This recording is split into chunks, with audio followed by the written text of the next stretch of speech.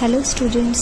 सो हम हमारी कैलकुलस की जो यूनिट 3 है वो स्टार्ट करने वाले हैं। बेसिकली हम हमारा जो सिलेबस है वो यूनिट 3 से स्टार्ट करेंगे ताकि आपको समझने में इजी भी हो सके, और वैसे भी फर्स्ट ईयर में जो आप न्यूमेरिकल पोर्शन है वो आप इजीली कवर कर सकते हो as comparison to theoretical portion. ठीक है, सो हम यहाँ पे स्टार्ट करने जा रहे हैं हमारे unit 3, that is singular point. ठीक है, मैक्सिमम आपका न्यूमेरिकल पोर्शन जो होगा आपका यूनिट 3 और फर्दर यूनिट 4 में कंप्लीट होगा। So now we are going to start our unit 3। ठीक है, फर्स्ट है आपकी डेफिनेशन सिंगुलर पॉइंट्स की। अब आपका जो पहले हमने रेडियस ऑफ कर्वेचर डिफाइन कर रखा है आपका यूनिट 2 में। ठीक है, तो उसका बेसिकली यहाँ कोई यूज़ नहीं है, जस्ट आपको एक फंक्शन की वैल्यू पता होना चाहिए जो आपका इम्प्लिसिट फंक्शन है, जैसे कि वो गिवन है आपको rho is equals to F of X square plus में F Y square 3/2 divided by F double X, means to say F का आपको with respect to X 2 times derivative करना है। ठीक है, मान लो अब आपने क्या कर दिया, एक बार तो कर दिया आपने curl F of X over curl of X Y, फिर अगेन से इसका क्या करना है, हमें डेरिवेट करना है इसको विद रिस्पेक्ट टू एक्स। ठीक है, तो इसका मतलब ये हो जाएगा, फिर क्या है आपका एफ वाई स्क्वायर, वाई का function with respect to Y का डेरिवेट करेंगे, उसका स्क्वायर करेंगे, फिर माइनस में twice F of X Y और देन एफ ऑफ एक्स और एफ ऑफ वाई। ठीक है, और फिर प्लस में आ रहा है आपका F of Y, double derivative करेंगे सिमिलरली जैसे हमने अभी एक्स के लिए किया था, एक बार एक्स का करके फिर दोबारा से एक्स के विद रिस्पेक्ट में करेंगे, और फिर आपका एक बार एक्स का होगा और फिर क्या हो जाएगा वाई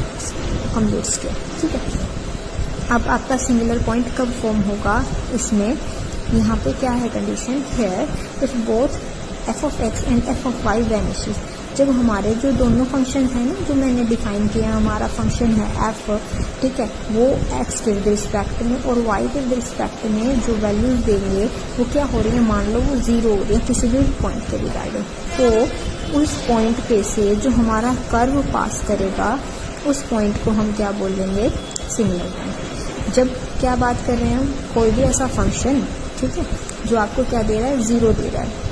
ठीक है, किसी भी पॉइंट के रिगार्डिंग, मान लो मैंने 1 और 2 पॉइंट कंसीडर कर लिया, 1 और 2 पॉइंट पे जहाँ पे x की वैल्यू 1 है और y की वैल्यू 2 है, उस पॉइंट पे हमें क्या मिल गया है, एफ ऑफ एक्स भी 0, एफ ऑफ वाई भी 0, तो उस पॉइंट पे वो कर्व तो पास करेगा, ये कर्व के पॉइंट्स हैं वो।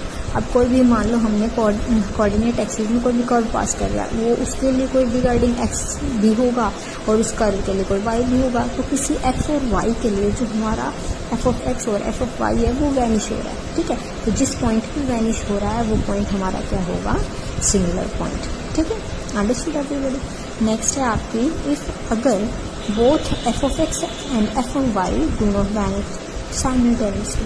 ठीक है, अब वहाँ ऊपर तो हम क्या बात कर रहे थे कि जो आपका एफ ऑफ एक्स है और एफ ऑफ वाई है क्या हो जाए, वैनिश हो जाए, मतलब 0 हो जाए किसी पॉइंट के लिए। अब यहाँ किसके बारे में बात करेंगे कि जब आपका जो फंक्शन है with respect to X and with respect to Y क्या हो, वैनिश ना हो, यानी कोई भी मैं एक्स के लिए वैल्यू रखूँ और कोई भी मैं वाई के लिए वैल्यू रखूँ तो हमारा जो फंक्शन है वो आपको क्या वैल्यू ना दे, 0 वैल्यू ना दे।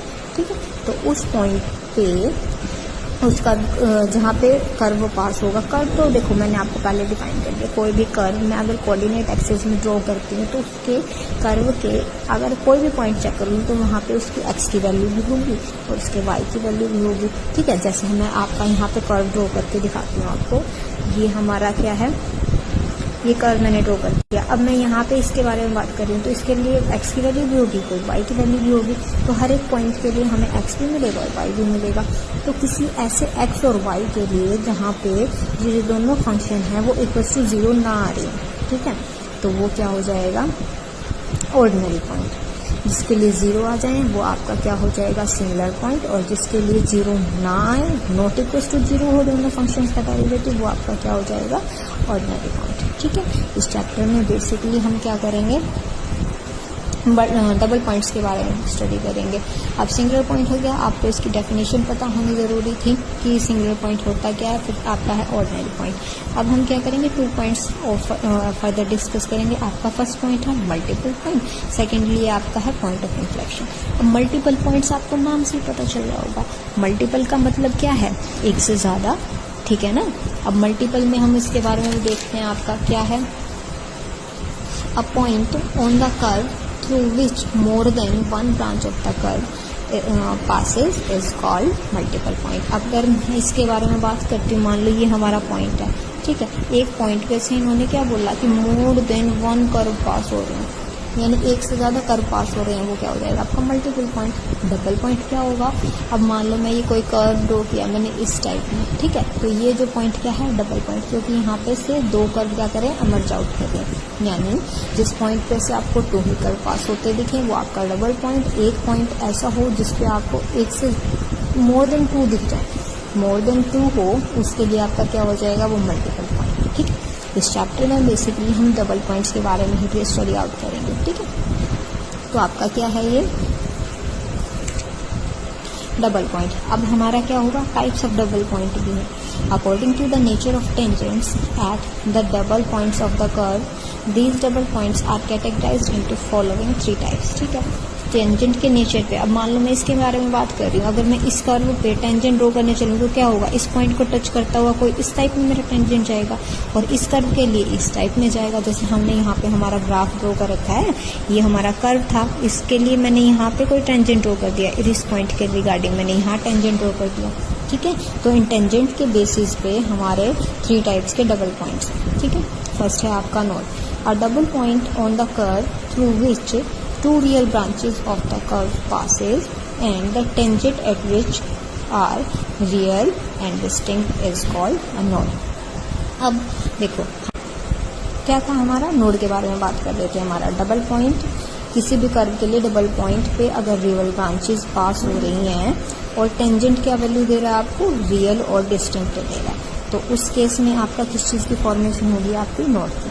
टेंजेंट जब आपको रियल और वैल्यू डिस्टिंक्ट वैल्यू देगा तब क्या होगा, आपका नोड की फॉर्मेशन। फर्दर 2 टाइप्स आपके क्या हो जाएंगे।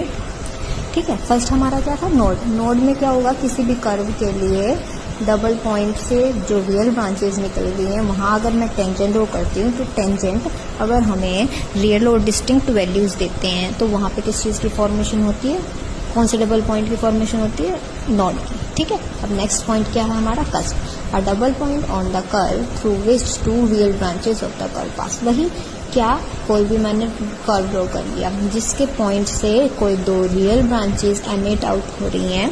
ठीक है, उस पे जो टेंजेंट होगी, टेंजेंट क्या वैल्यू देगा, यहाँ पे जो टेंजेंट है इस कर्व के लिए और इस कर्व के लिए जो हमारा टेंजेंट है वो क्या कर रहा है, कोइंसाइड कर रहा है, तो हमारी वैल्यूज क्या होंगी, सेम होंगी। वैल्यूज तो 2 आएंगी बट हमारी क्या होंगी, वैल्यूज दोनों सेम होंगी बट रियल भी होनी चाहिए।